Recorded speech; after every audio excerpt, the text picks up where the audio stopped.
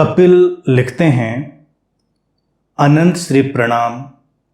पंच तत्वों के बारे में कुछ कहें प्रभु। धूप में बैठना, मिट्टी में कुछ करना, नदी स्नान, खुला आसमान, हवा आदि की क्या उपयोगिता है साधक के लिए। कपिल पंच तत्वों का एक कॉन्सेप्ट है। कॉन्सेप्ट का तात्पर्य होता है किसी बात को कहने का एक ढंग, फिर उससे आप बहुत सारी बातें समझें, अपने जीवन के लिए समझें। पंच तत्व जब हम कह देते हैं, ये सारी धरती, आसमान, जल, अग्नि, हवा और आकाश, सारी जो भी चीज़ें हैं वो हमारे जीवन का एक इकट्ठा रूप है।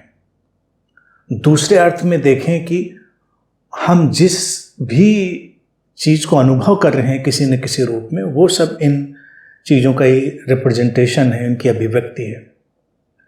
तो उस अर्थ में हम पूरी प्रकृति से संयुक्त हो रहे हैं, उससे एक अपना संबंध स्थापित कर रहे हैं। चीज़ों को अगर बहुत रहस्यात्मक ना बनाएं और जीवन को सरल रखें तो चीज़ें हमारे ज़्यादा समझ में आएंगी। धरती से रिश्ता, मिट्टी से रिश्ता अद्भुत है, जल से रिश्ता हमारा अद्भुत है। ये जो कुछ भी है, अग्नि है, वायु है, ये आकाश, ये खालीपन, ये स्पेसियसनेस, ये सब अद्भुत है। तो ये एक साधक के लिए देखा जाए, ये एक दोहरी जिम्मेदारी है। उपयोगिता तो सभी के लिए है।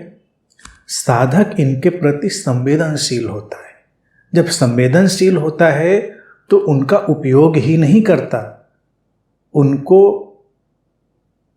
शुद्ध बनाने का, संवर्धित करने का भी काम करता है।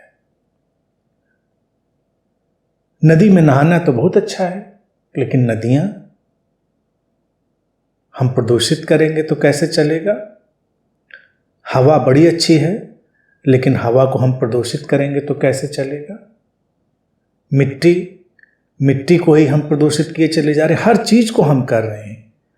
तो साधक इसके प्रति अपनी एक अलग ही उत्तरदायित्व की भावना को विकसित करता है अपने अंदर। उपयोगिता तो है, उसके बिना हम जी ही कैसे सकते हैं, हम तो जी ही उसी के साथ रहे हैं।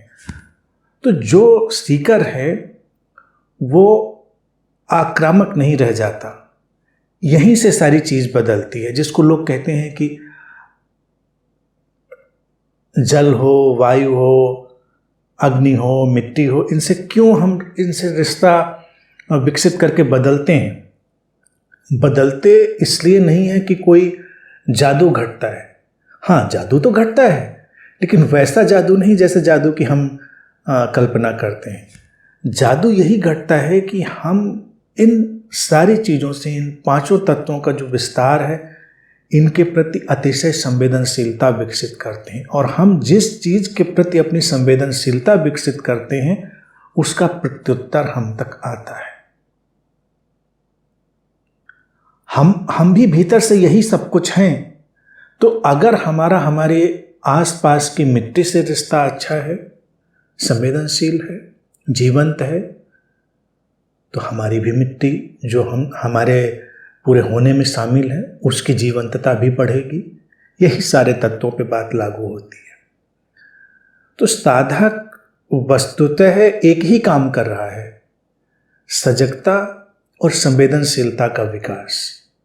तो वो इन तत्वों की तरफ भी आएगी, वो जीवन के हर पहलू की तरफ भी जाएगी बात, और हर पहलू पर जैसे जैसे ये सब सजगता, संवेदनशीलता की दृष्टि जाएगी, वो रूपांतरण होगा।